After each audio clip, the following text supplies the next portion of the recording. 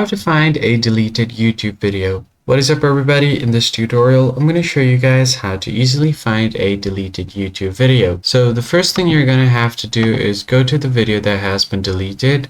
And if you have its link, you're just going to have to copy the link from the URL bar. All you have to do is copy this part right here after the question mark. Just copy this, open up a new tab and paste the code here.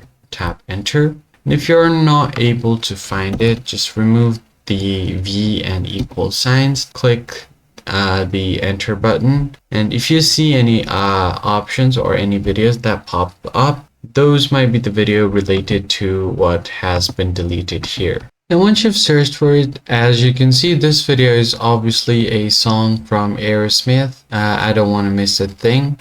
So all you have to do is open this link up right here on a new tab. Now you could also search for the song directly on the platform YouTube. Just search for Aerosmith, I Don't Want to Miss a Thing.